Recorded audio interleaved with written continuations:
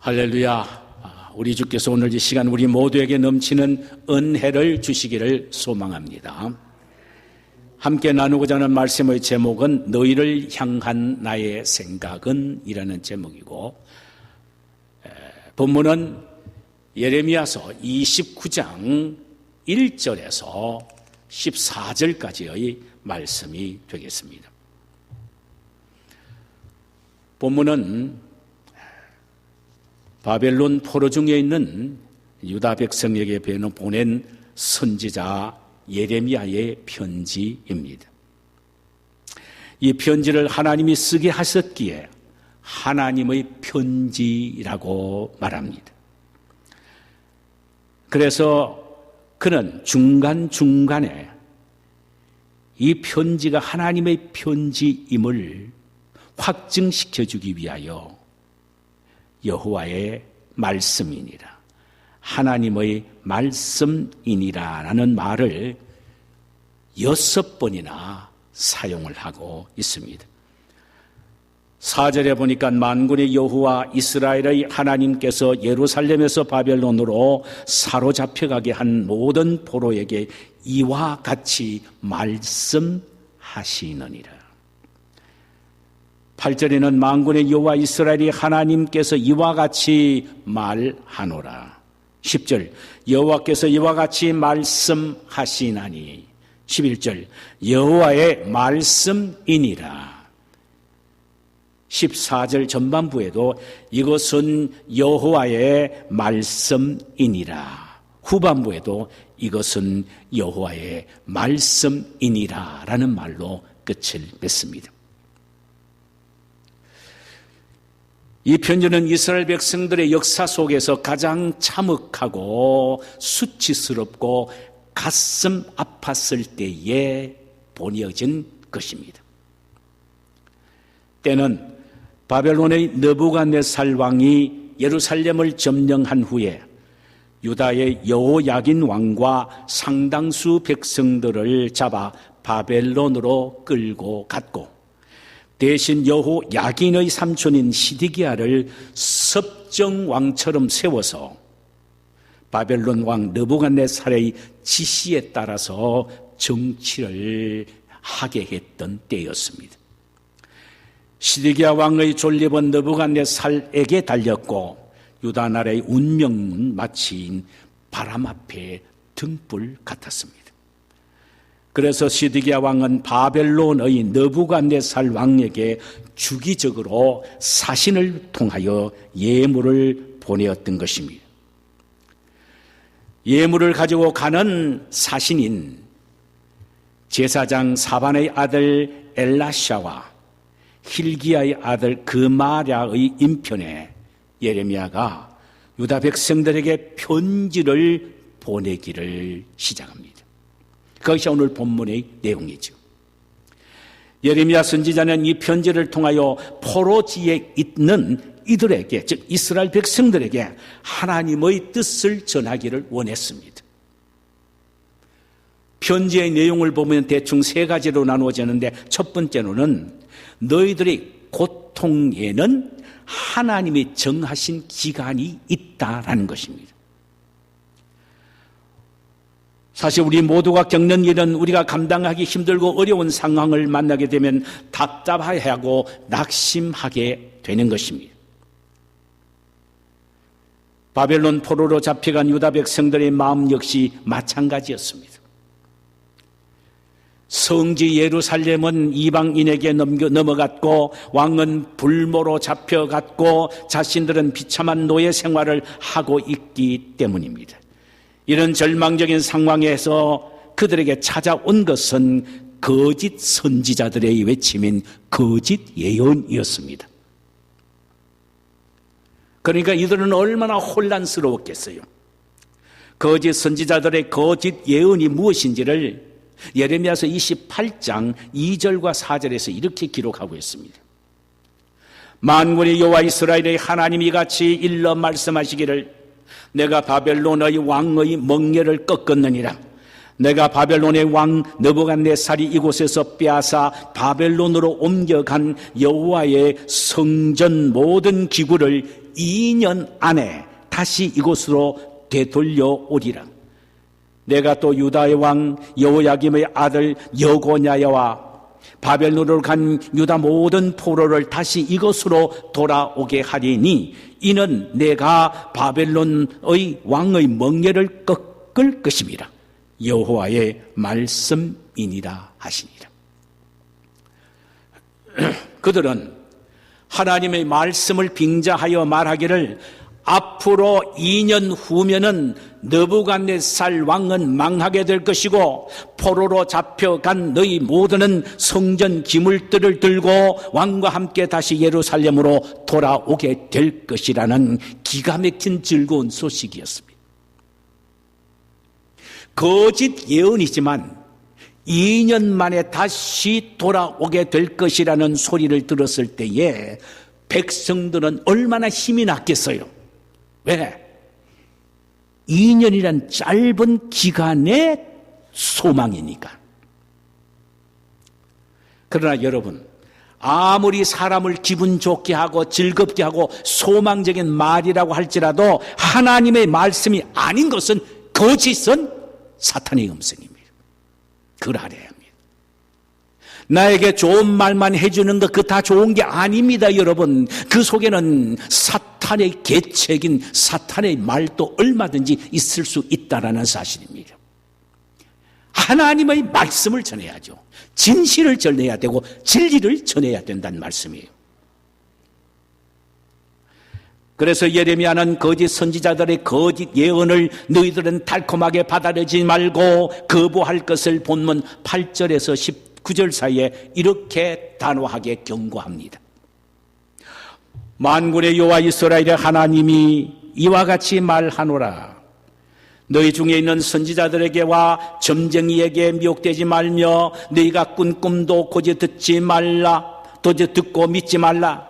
내가 그들을 보내지 아니하였도다. 내가 그들을 보내지 아니하였도다. 내가 거짓 선지자들을 보내지 아니하였도다. 그들이 내 이름으로 거짓을 예언함이라. 여호와의 말씀이니라. 한마디로 이 말씀을 표현하면은 거짓 선지자와 점쟁이와 꿈꾸는 자들의 거짓말에 미혹되지 말라. 내가 그들을 보내지 않았다라는 것입니다. 예레미야가 이 편지를 통하여 중요하게 어필하고 있는 것은 포로 생활은 하나님이 허락하신 것이고 그 기간은 하나님이 작정해 놓으셨다는 이 사실입니다. 그 기간이 거짓 선지자들이 달콤한 말로 호리는 2년의 기간이 아니라 70년이라는 것입니다. 여러분, 2년과 70년 어느 쪽이 더 기분 좋겠습니까? 어느 쪽이 더 혹하고 믿고 싶겠습니까? 2년이겠죠. 그러나 그것은 사탄의 음성입니다. 하나님의 음성은 70년입니다. 10절을 보실까요? 여호와께서 이와 같이 말씀하시느니라. 바벨론에서 70년이 차면 내가 너희를 돌보고 나의 선한 말을 너희에게 성취하여 너희를 이곳으로 돌아오게 하리라. 70년 후에 너희들이 이 고토인 예루살렘으로 돌아오게 하겠다는 것입니다. 그러면서 그들이 그 기간 70년 동안 어떻게 살아야 할 것인가를 삶의 자세와 태도에 대해서 4절에서 7절 사이에 이렇게 말씀을 하셨습니다. 만군의 여호와 이스라엘의 하나님께서 예루살렘에서 바벨론으로 사로잡혀 가게 한 모든 포로에게 이와 같이 말씀하시느니라. 너희는 집을 짓고 거기에 살며 텃밭을 만들고 그 열매를 먹으라.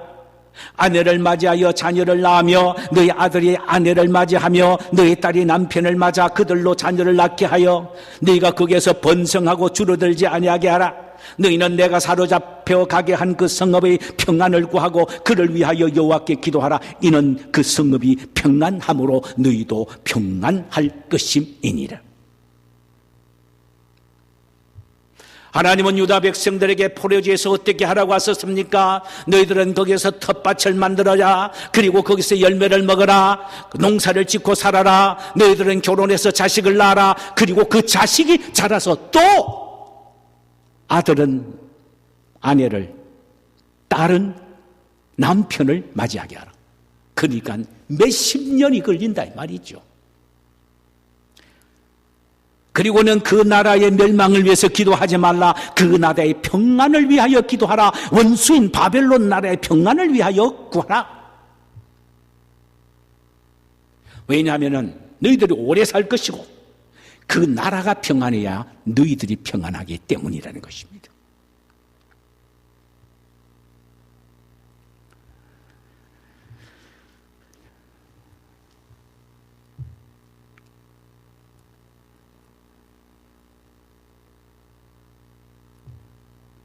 (70년이라는) 하나님의 정하신 기간이 지나면 하나님께서 예레미야 선지자를 통하여 말씀한 그대로 그 약속대로 고토인 예루살렘으로 돌아오게 하겠다는 것입니다. 그러므로 하나님의 징계를 겸손히 받아들이고 오히려 새로운 성장의 계기로 만들라는 것입니다. 자, 이러보건대 이 기간이 유대 백성들에게는 어떤 기간이었습니까? 이 고통과 고난의 기간은 유대인들에게는요, 온전히 하나님만 바라보게 하는 기간이요, 자신들의 삶과 행동을 돌아보는 회개와 반성의 기간이요, 하나님을 전적으로 의지하게 하는 영적인 훈련의 기간이었습니다. 더욱 중요한 것은 이 기간에 하나님이 이스라엘을 떠나는 것이 아니라 하나님이 그 고통 중에 이스라엘 백성들과 함께 하셔서 함께 하신 하나님이 그들을 어떻게 지도하시고 보호하시고 인도하시는가를 체험시켜주는 기간인 것입니다. 사랑하는 여러분, 지금 내가 당하고 있는 고통과 고난은 우연히 생긴 게 아닙니다. 하나님이 나에게 허락하신 작정입니다. 그러므로 우리는 이 기간을 전적으로 하나님만 바라보는 기간으로 삼아야 합니다. 믿음과 영적인 훈련의 기간으로 받아들여야 하고 하나님이 나를 더욱 새롭게 하시는 성결의 기간으로 받아들여야 합니다. 무엇보다도 우리가 확신해야 할 것은요, 지금 내가 당하고 있는 고난과 고통의 현장에 우리 하나님이 함께 하신다는 사실을 알아야 합니다. 고난 때문에 내가 눈물을 흘릴 때 우리 주님도 나와 함께 눈물을 흘린다는 사실, 고난의 아픔 때문에 내가 낙심하고 좌절하고 몸부림을 칠 때 우리 주님도 함께 아파하며 몸부림을 치신다는 사실입니다.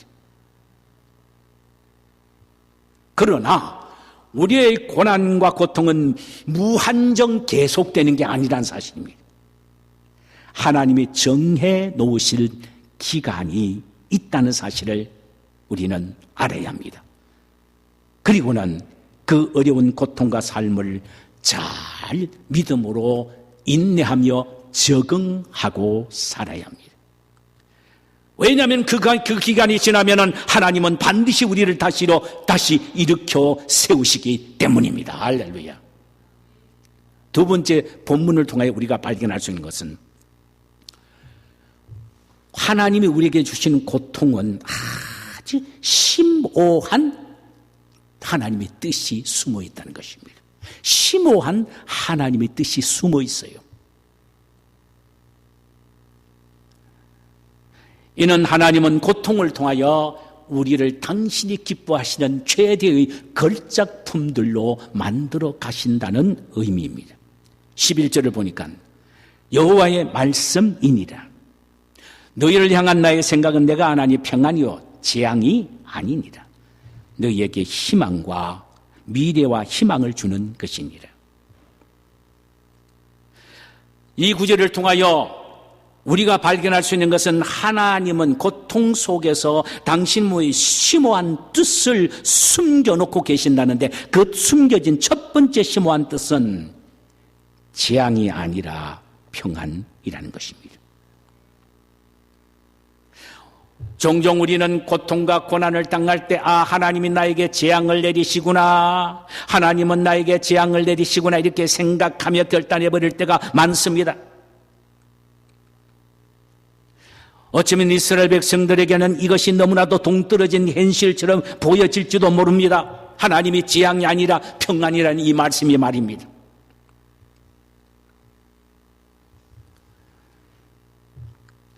예루살렘 성전은 불타버리고 성은 무너졌습니다. 지금 그들은 이방 나라의 포로로 잡혀와서 종살이를 하고 있습니다.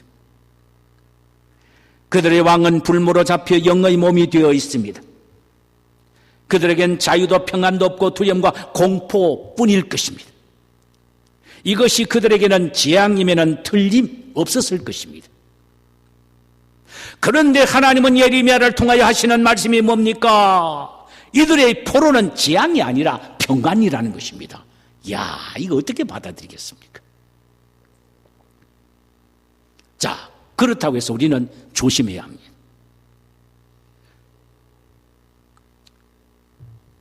그것은 믿음의 형제, 자매가 어려움을 당하고 고통을 당할 때에 우리는 생각지도 않는데 내뱉는 말들이 있습니다. 저 집사 하나님 심판받았구만, 하나님 저주받아서 그러니까 저렇지, 이렇게 말하는 사람이 있을 수 있다라는 말입니다. 그러나 함부로 그렇게 말해서는 절대로 안 됩니다. 우리가 알아야 될 것은요, 여러분, 예수 그리스도의 자녀들은 심판이 없습니다. 저주가 없습니다. 왜? 예수님이 십자가를 통하여 하나님이 하여 심판을 대신 받으셨고 하나님이 하여 저주를 받으셨기에 우리는 저주가 없습니다. 우리에게는 재앙이 없어요. 그래서 그리스도 안에 있는 자에게 닥쳐진 인생의 모든 고난과 고통과 상실은 재앙이 아니라 종국적으로는 평안이라는 것입니다. 이걸 믿음으로 받아들여야 합니다. 하나님은 이 시련을 통하여 무엇인가를 우리에게 교훈하시기를 원하십니다. 하나님의 사람으로 점점 만들어 가시고 축복의 그릇으로 넓혀 가시는 것입니다.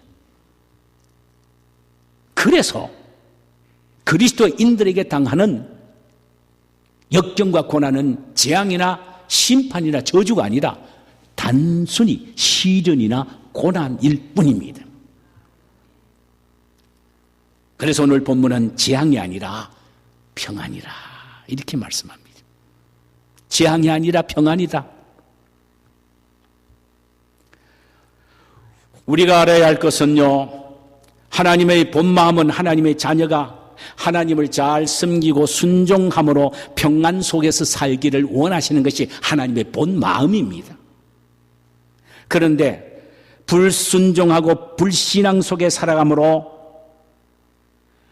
하나님께서 그에게 다시 주님 앞에 돌아옴으로 평안과 은혜를 주시기 위하여 사용하시는 것이 바로 시련이나 고난인 것입니다. 왜? 하나님을 떠나서는 참된 평안이 없기 때문입니다. 불순종과 불신앙은 하나님을 떠나는 행위고 그 행위 속에는 어떠한 평안도 없기 때문입니다. 그래서 하나님은 그들에게 다시 순종과 신앙으로 돌아와 평안을 얻도록 하기 위하여 사용하시는 행위가 바로 뭐냐? 고난입니다. 고난입니다.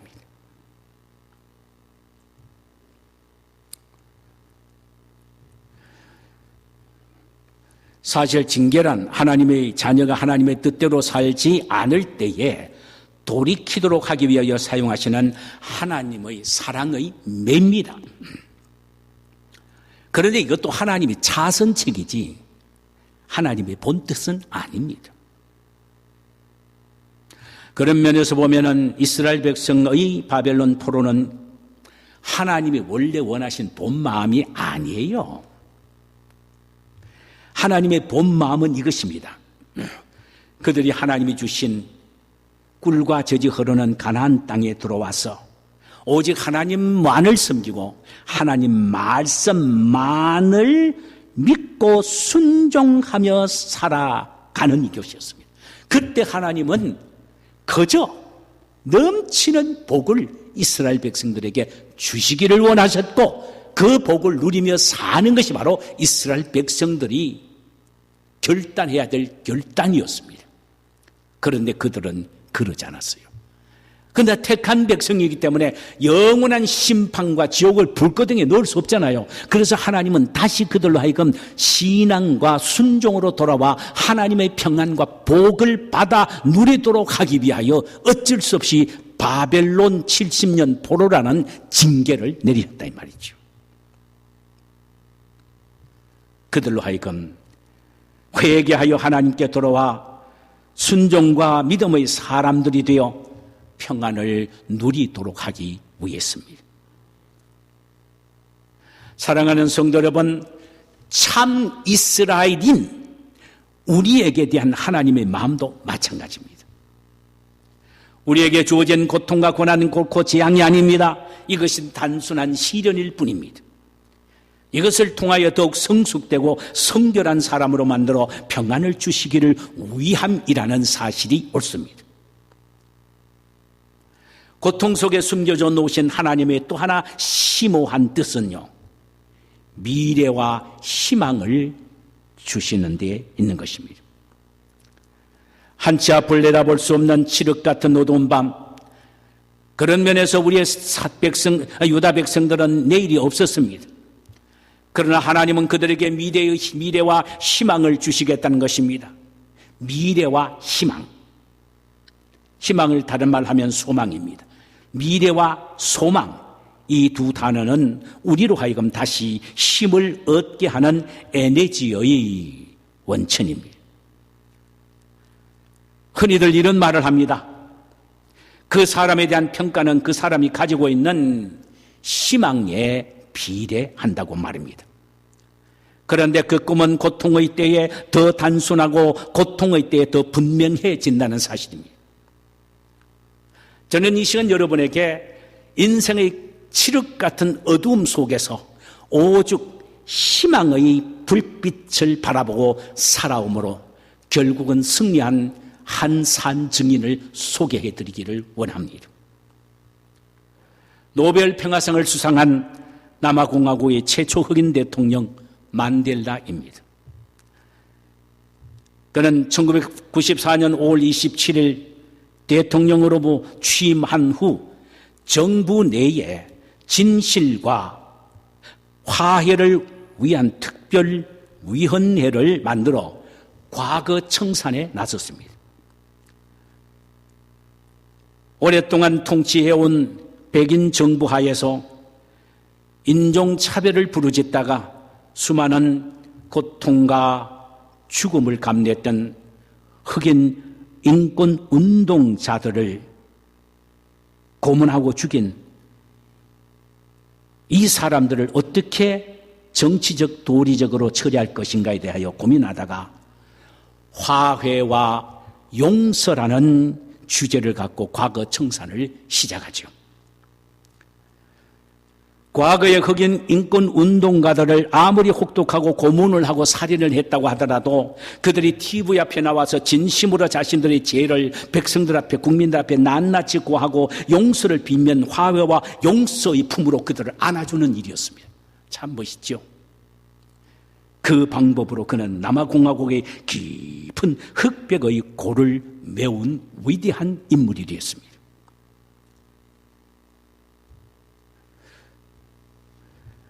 만델라는 흑인 인종차별을 주도했던 백인 정권에 항거하며 투쟁을 하다가 반역죄로 몰려 종신형을 선고받게 됩니다. 그가 총 27년을 옥살이하는 가운데 감옥 생활 14년이 된 어느 날 어린 딸이 결혼하여 아이를 안고 자기에게 와서 이름을 지어달라고 했습니다. 만델라가 속해 있는 부족에서는 아이를 낳으면 할아버지가 이름을 지어주는 것이 전례로 되어 있었습니다. 만델라가 그 아이의 얼굴을 이렇게 내려다보면서 그 아이를 안고 있는 엄마에게 이렇게 이름을 지어라. 자지외, 토속말로 자지외, 이 말은 희망이라는 말입니다.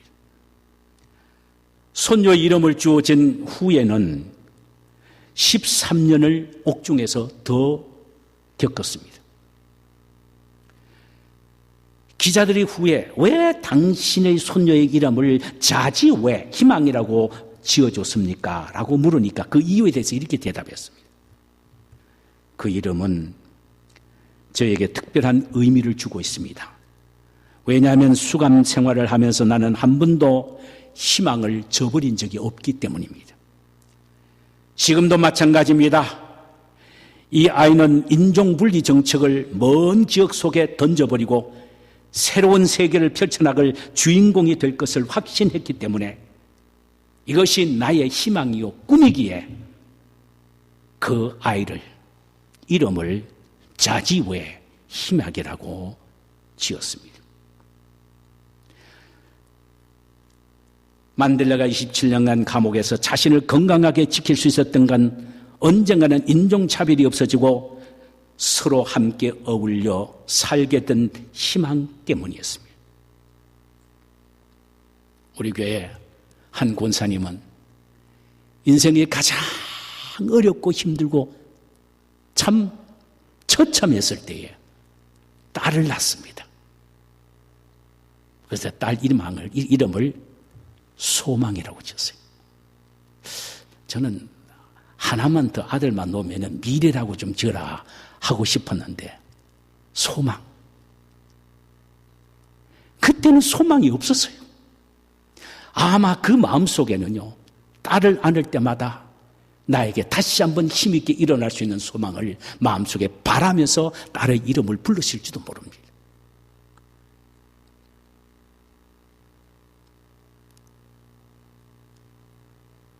지금 받은 축복에 대해서는 제가 말씀을 드리지 않겠습니다. 성경을 한마디로 희망의 책이라고 할 수 있습니다. 타락한 인간을 위해서 메시아를 보내주셔서 구원해 주시겠다는 희망을 기록한 것이 성경입니다. 이 세상은 끝이 아니라 예수 그리스도를 믿음으로 영원한 천국을 상속받게 될 것이라는 미래에 대한 천국에 있는 희망을 외치는 책이 바로 성경입니다. 오늘 본문에서 강조하고 있는 것도 바로 희망입니다. 예레미야는 바벨론 포로지에서 내일을 상실한 채 절망하고 있는 유다 백성들에게 너희에게 내일이 있다, 미래가 있다, 희망이 있다, 하나님이 너희에게 희망을 주시려는 것이 그분의 본뜻이라고 외쳤단 말씀입니다. 그럼 예레미야가 외치는 희망이 도대체 무엇이었습니까? 14절 이렇게 말합니다. 이것은 여호와의 말씀이니라. 나는 너희들을 만날 것이며 너희를 포로된 중에서 다시 돌아오게 하되 내가 쫓아보내었던 나라들과 모든 곳에서 모아 사로잡혀 떠났던 그곳으로 돌아오게 하리라. 이것은 여호와의 말씀이니라. 아멘. 여러분, 포로자들에게 자나 깨나 갖는 희망은 무엇입니까? 해방이 아니겠습니까? 하나님은 그들에게 포로지에서 해방되어 고토인 예루살렘에 돌아오게 하시겠다는 희망을 약속하신 것입니다. 지금은 모든 것이 완전히 끝나버린 것처럼 보여지나 하나님은 그들에게 회복의 희망을 약속하셨던 것입니다. 예레미야는 가장 절망 중에서 희망의 노래를 부른 희망의 선지자였습니다. 그는 마지막 시디야 왕이 두 눈이 뽑힌 채 개 끌리듯 끌려가는 모습을 바라보고서도 애가를 지어 희망의 노래를 불렀습니다. 그 내용이 예레미야 애가서 3장 19절에서 22절입니다. 내 고초와 재난 고습과 담즙을 기억하소서. 내 마음이 그것을 기억하고 내가 낙심이 되오나 이것을 내가 내 마음에 담아두었더니 이것이 오히려 나의 소망이 되어 사오면 여호와의 인자와 긍휼이 무궁하심으로 우리가 진멸되지 아니함이니이다. 그는 쓸개를 씹는 것 같은 고통 속에서도 하나님의 인자와 긍휼이 무궁함을 바라보고 결코 자신은 진멸되지 않고 이스라엘 백성들은 진멸되지 않을 것을 믿고 소망의 노래를 예언적으로서 지어서 불렀단 말이죠.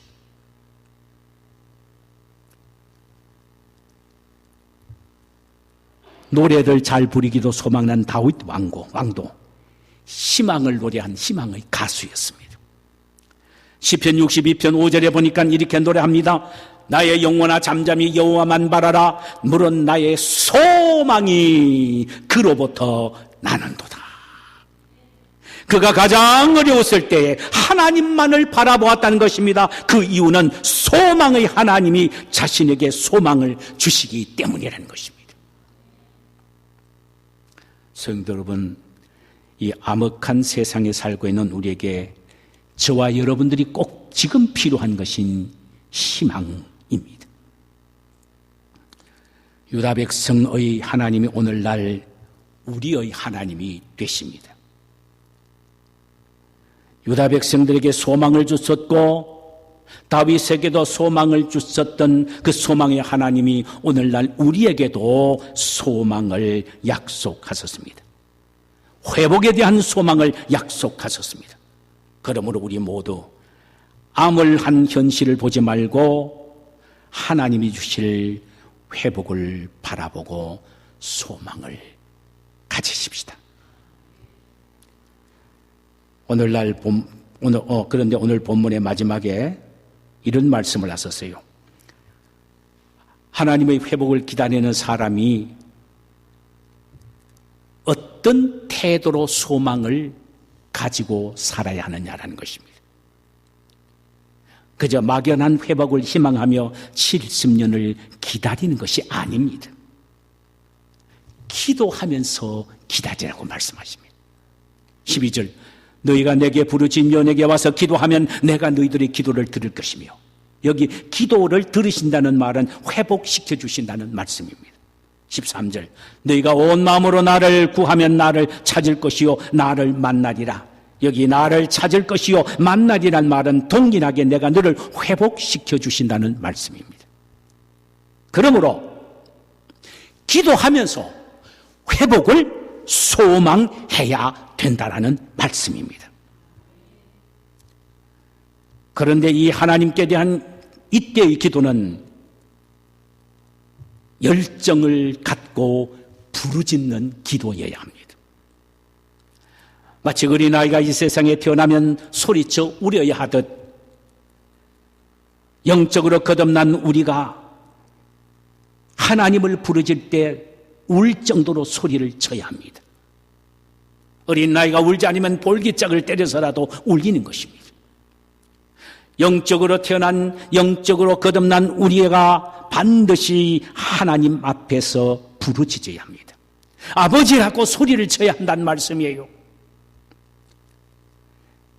갈라디아서 4장 6절에 보니까 너희들이 아들인 고로 하나님이 아들의 영을 우리 마음 가운데 보내사 아바 아버지라 부르게 하셨느니라.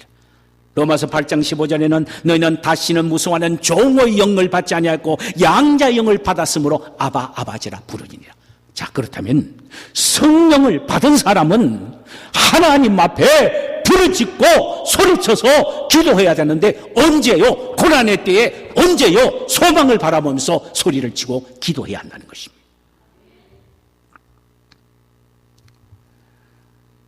그리할 때 하나님은 우리에게 회복을 주신다는 이 사실을 우리는 잊지 말아야 합니다. 너희를 향한 나의 생각은 내가 아나니 평안이요 지향이 아니라 너희에게 미래와 희망을 주는 것이니라. 여호와의 말씀이니라. 아멘.